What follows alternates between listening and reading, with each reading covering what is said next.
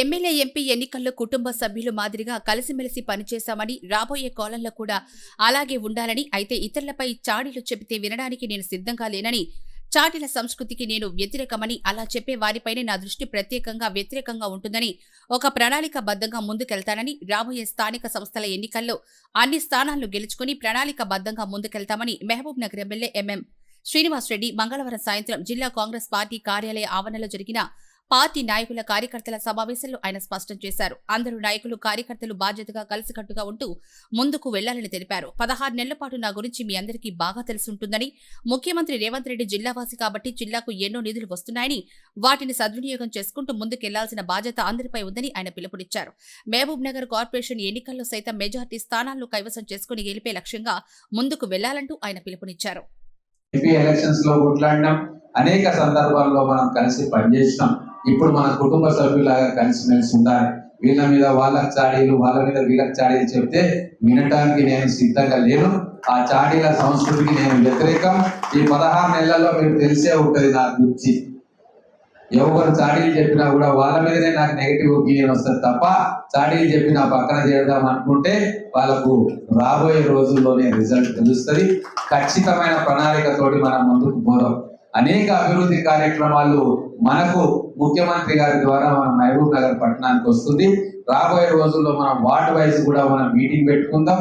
ఖచ్చితంగా 60 వార్డులలో 50-55 వార్డులు మనం గెలిచేటట్టుగా ప్రణాళికలను ఇప్పటి నుంచే రచించుకొని దానికి అనుగుణంగా ముఖ్యమంత్రి గారు జిల్లాలో ఏర్పడ్డ మొట్టమొదటి కార్పొరేషన్, మన ముఖ్యమంత్రి గారికి కూడా అదే విషయం చెప్పిన. మిగతా జిల్లాల కార్పొరేషన్ల ఎలక్షన్ ఒక ఎత్తు, మహబూబ్ నగర్ కార్పొరేషన్ ఒక ఎత్తు. ఇది మన ఉమ్మడి జిల్లాలో ఏర్పడ్డ మొట్టమొదటి కార్పొరేషన్. ముఖ్యమంత్రి గారి ఆశీర్వాదంతో సహకారంతో ఏర్పడ్డ కార్పొరేషన్. రేపు ముఖ్యమంత్రి గారి చల్లని చూపుతోటి అభివృద్ధి పదంలోకి దూసుకుపోవాల్సిన కార్పొరేషన్. కాబట్టి మన బాధ్యతగా మనందరం కూడా కలిసికట్టుగా అన్ని పక్కన పెట్టి పనిచేయాల్సిన బాధ్యత ఉంటుంది.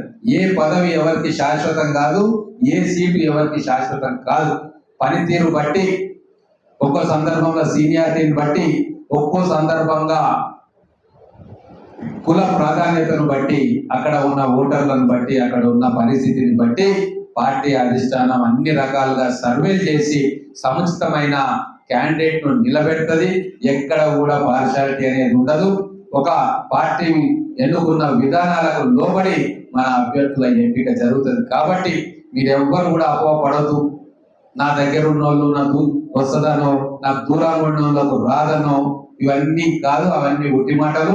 మీరు ప్రజలలో ఉండి ప్రజల నుంచి ఫలానా వ్యక్తి వస్తే గెలుస్తాడు అని చెప్పి మీరు పనిచేసి అది రిఫ్లెక్ట్ అయితే ఖచ్చితంగా మీకు ఆ పోటీ చేసే అర్హతలో మీరు మొదటి స్థానంలో ఉంటారు.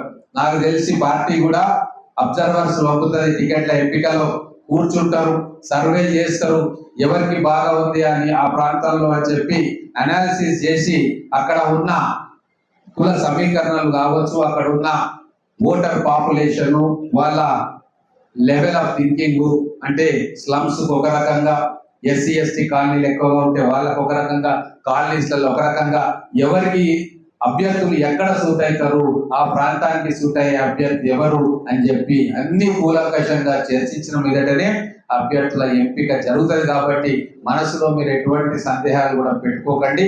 అన్ని రకాలుగా మీకు అండగా ఉండడానికి ప్రభుత్వం కానీ పార్టీ కానీ సిద్ధంగా ఉంది.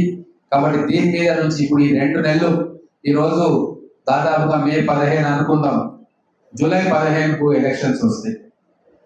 జూలై 15కు మనం రెడీ కావాలి. మొత్తం ఏ క్షణమైనా ఇది కాగానే కార్పొరేషన్ ఎన్నికలు వస్తాయి. కాబట్టి మనం అన్ని రకాలుగా ఈ 2 రోజుల నుంచి ఈ పెళ్లిళ్ళ సీజన్ అయిపోయినాక కార్యక్షేత్రంలోకి దిగాలి. ప్రతి ఇంటిని మనం టచ్ చేయాలి. ప్రతి ఒక్కరికి మనం చేస్తున్న అభివృద్ధి కార్యక్రమాలు, ఇక్కడ రేవంత్ రెడ్డి గారు తీసుకున్న నిర్ణయాలను ఇంటింటికి తీసుకుపోతే ఖచ్చితంగా మనం అనుకున్న లక్ష్యాన్ని నెరవేరుస్తామని చెప్పి ఆశతోటి మీ అందరి మీద విశ్వాసంతో, నమ్మకంతో ముగిస్తా ఉన్నాను. జై కాంగ్రెస్, జై తెలంగాణ.